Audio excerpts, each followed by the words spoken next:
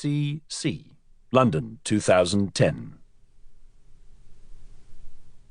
You know, you should never catch a spy. Discover him and then control him, but never catch him. A spy causes far more trouble when he's caught. Harold Macmillan. Chapter 1. The dead man was not a dead man. He was alive, but he was not alive. That was the situation. Calvin Summers, the nurse, stopped at the edge of the towpath and looked behind him, back along the canal. He was a slight man, as stubborn and petulant as a child. Gaddis came to a halt beside him. "Keep talking," he said. It was the winter of 1992, an ordinary Monday night in February.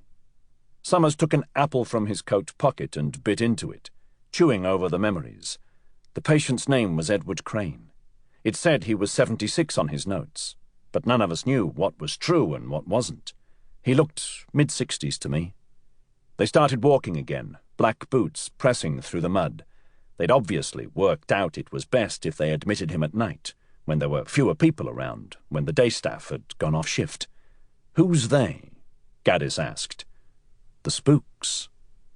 A mallard lifted off the canal, quick wings shedding water as he turned towards the sun. Crane was brought in on a stretcher unconscious just after 10 on the evening of the 3rd. I was ready for him. I'm always ready. He bypassed A&E and was put straight into a private room off the ward. The chart said he had no next of kin and wasn't to be resuscitated in the event of cardiac arrest. Nothing unusual about that.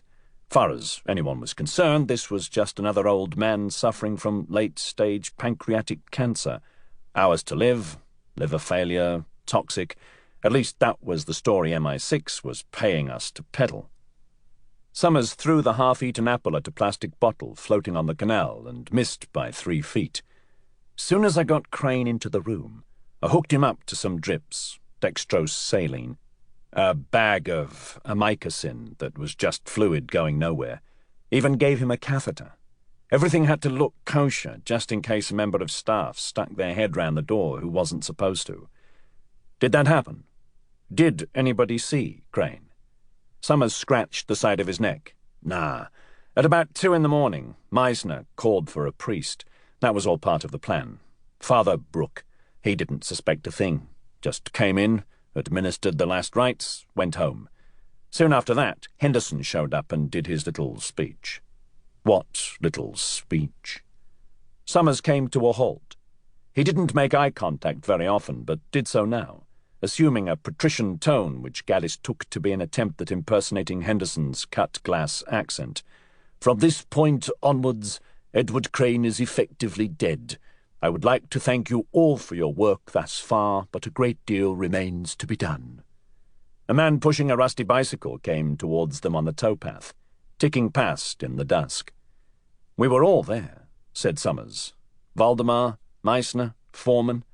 Meisner was so nervous he looked as if he was going to throw up.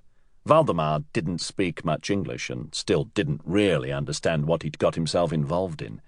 He was probably just thinking about the money. That's what I was doing. 20 grand in 1992 was a lot of cash to a 28-year-old nurse.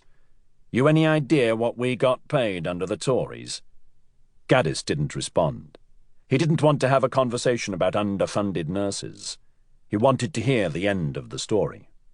Anyway, at some point, Henderson took a checklist out of his coat pocket and ran through it. First, he turned to Meisner and asked him if he'd filled out the death certificate. Meisner said he had and produced a ballpoint pen from behind his ear, as if that proved it.